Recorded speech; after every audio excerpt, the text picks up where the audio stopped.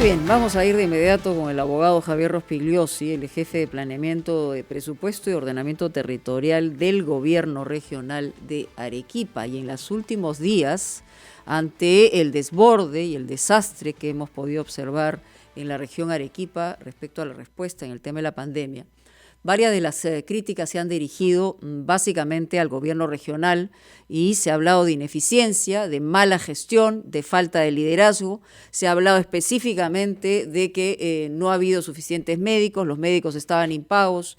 Y entonces queremos escuchar la otra versión, ¿no? Porque en realidad no ha habido mucha presencia del gobernador cuando se le ha requerido, sobre todo en esta imagen dolorosa que vimos todos el domingo en el tema del Hospital Honorio Delgado. Abogado Rospigliosi Vega, bienvenido. Buenos días, Mónica, buenos días, Fernando, buenos días, Carlos, y dispuesto a atender todas sus consultas y de igual manera su red. El contexto está planteado, es decir, apuntan, digamos, las mayores responsabilidades de lo que está ocurriendo en Arequipa a una mala gestión, a ineficiencia y al mal manejo presupuestal del gobierno regional. ¿Cómo lo ve usted?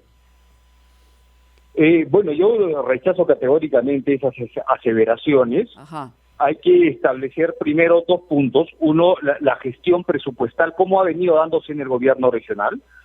Para eso el Ministerio de Economía, el Ministerio de Salud han establecido algunos indicadores para poder hacer el seguimiento de estas actividades, de estos planes operativos, y tú podrás verificar en la página de transferencia económica al día de hoy que el gobierno regional ha ejecutado el 59% de su presupuesto, se encuentra en el cuarto lugar a nivel nacional de 25 gobiernos regionales. La media de ejecución de 25 millones. 25 millones. ¿Dispuestos a dónde? ¿Y por qué, digamos, ha habido este hueco en la gestión y sobre todo en lo más preciado, que es justamente en el tema de los sueldos de los médicos, ¿no?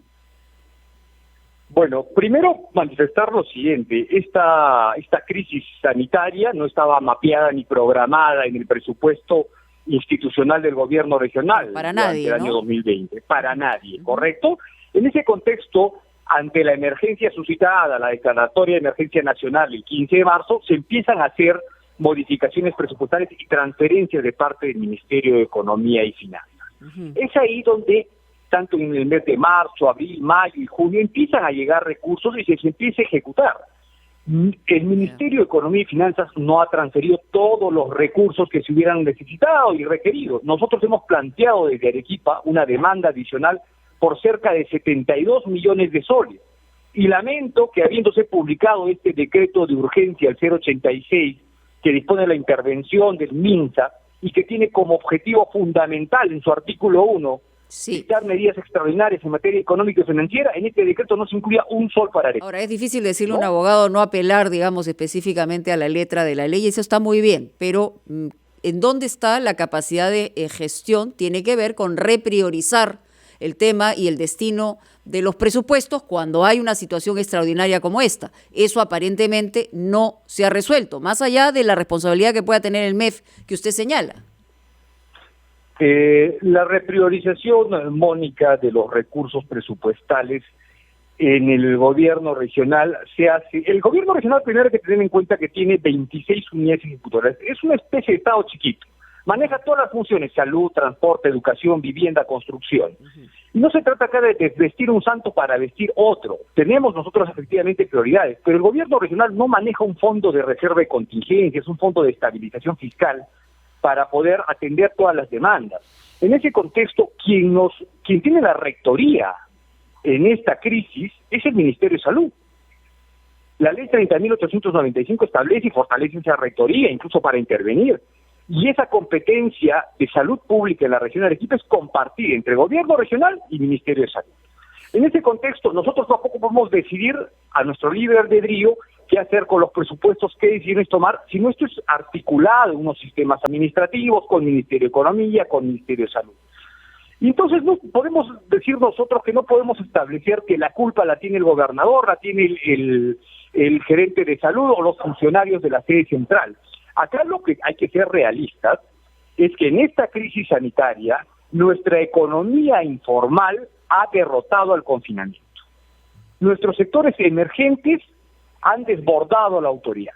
Si tú miras la curva de crecimiento de contagios y los modelos matemáticos epidemiológicos, tenemos que desde el mes de mayo y junio empieza este crecimiento vertiginoso, y eso coincide con la apertura de la fase 1 de la reactivación económica. ¿No es acaso verdad que el 70% de nuestra población vive de una economía informal, que lo que gana ese día lo utiliza para vivir y comer el día de hoy? Ciertamente. Eso es lo que ha sucedido. Entonces, antes de entrar a esa explicación sociológica que puede ser interesante, yo quisiera remitir a algo mucho más concreto.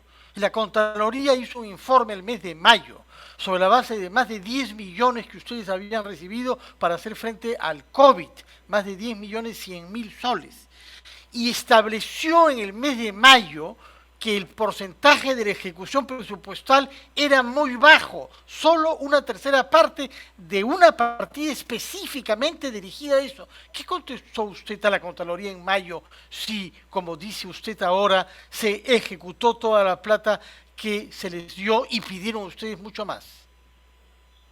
Respecto a eso, Fernando, bueno, primero eso es un tema de mayo, pero te lo voy a explicar en este momento. Del presupuesto que ha recibido el gobierno regional, el 90% es para pagar personal, 75% para contrato administrativo de servicios y el otro 15% para servicios profesionales y técnicos. Para pagar los sueldos, estimado Fernando, las normas de los sistemas administrativos de recursos humanos del Estado establecen que tú tienes que elaborar 30 días y como contraprestación efectiva de ese servicio recién se te devenga, este es el giro del pago, ¿correcto? Entonces, si habíamos recibido una transferencia presupuestal en mayo, el 6 de mayo, eso obviamente se va a devengar luego de 30 días de prestado el servicio. Es así como funciona, no hay sueldos por adelantado, a nadie se le paga sueldos por adelantado. Y eso es lo que se explicó a Contraloría, ¿no? Esa fue la explicación técnica que se dio.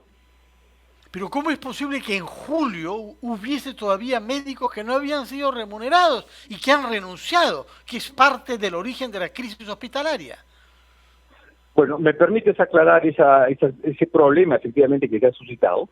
Primero, precisarte que las 8 unidades ejecutoras que conforman el sector salud en la región Arequipa son unidades que tienen autonomía económica y administrativa. Ellos tienen un gerente, tienen sus áreas administrativas, personal, administración, tesorería. La explicación que se ha dado por parte del área administrativa del Hospital Honorio Delgado es de que este personal fue contratado el 8 de junio. De acuerdo a estas normas administrativas del Estado, al 8 de julio cumplían su primer mes, sus 30 días de prestación de servicios, y correspondía el pago. Pero lamentablemente la burocracia de las normas de Tesoro Público, que te aprueba un cronograma de pagos mensual, estableció que el pago del sector salud en los gobiernos regionales es el 23 de julio. Entonces la gente, los burócratas, lamentablemente estaban esperando a que recién Tesoro Público, que te apertura las fases presupuestales y administrativas, giraran recién el 23 de julio. Sin embargo, eso, sí debo agradecer a las gestiones que se han hecho a través del Ministerio de Economía y Finanzas, con MINSA, se ha podido superar este entrampamiento burocrático y ya se ha procedido al pago el día de ayer de los trabajadores que tenían este problema. ¿Usted entiende, como algunos perciben, que el hecho de que tome el control administrativo de esta emergencia sanitaria el gobierno es un fracaso de gestión de parte del gobierno regional? Mónica, respecto a eso, primero precisar lo siguiente. El gobierno nacional, el Ministerio de Salud, no necesitaban sacar ese decreto de urgencia, porque como podrás verificar en el cuarto considerando la citada norma, la atribución para intervenir ya estaba dada desde el año 2018, ¿no? Esta ley 30.895 y su ley de organización y funciones lo permite. ¿Pero en qué contextos? Entre ese, asistencia técnica, acompañamiento y movilización de recursos. Yo no podría decir que esto es un fracaso. Definitivamente el gobierno nacional tiene una muestra de administración centralista a través de la salud acá en Arequipa y podemos afirmar, con las cifras que tenemos, que en Arequipa, por ejemplo, de cada 10 fallecidos que existen, 6 son de salud.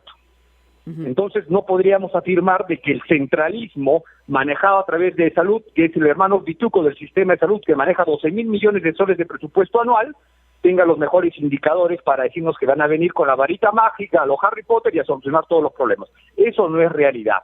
Acá hay que ser conscientes de que si no tenemos responsabilidad cada uno de los ciudadanos también. ¿Y cuál ha sido la responsabilidad del gobierno regional? Solamente para concretar, ¿cuál ha sido la responsabilidad que ustedes han tenido en todo esto?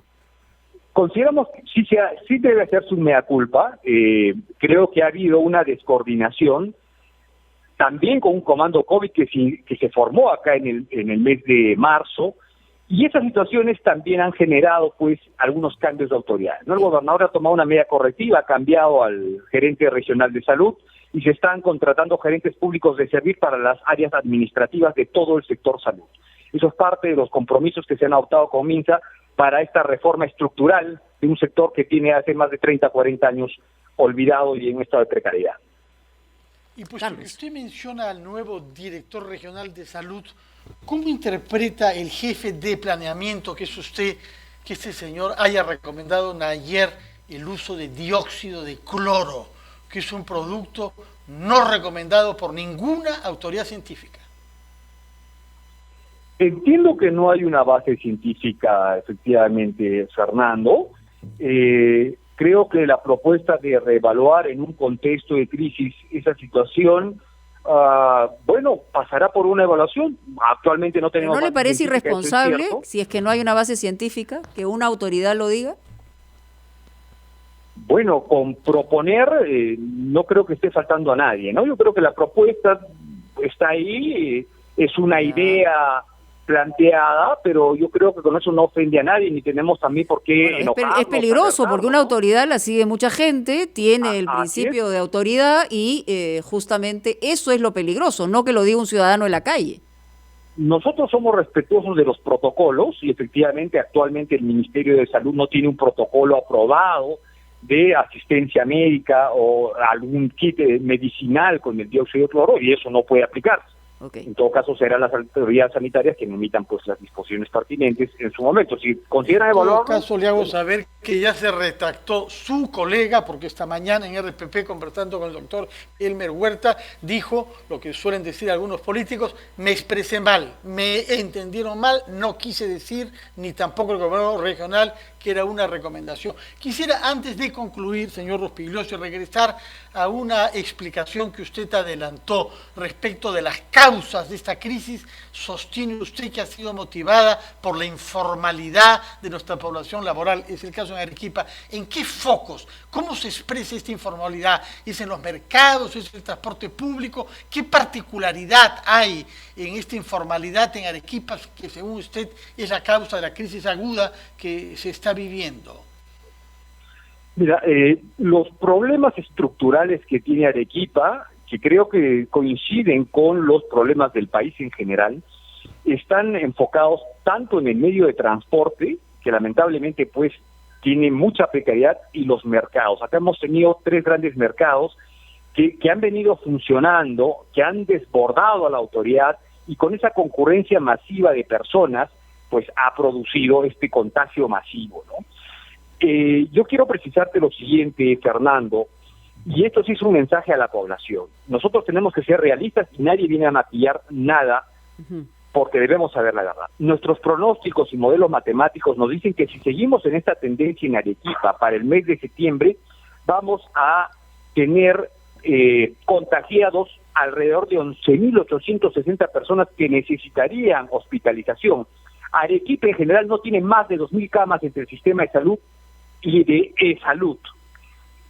En ese contexto tendríamos que tener en Arequipa 10 vías panamericanas para tener hospitalizados a todos.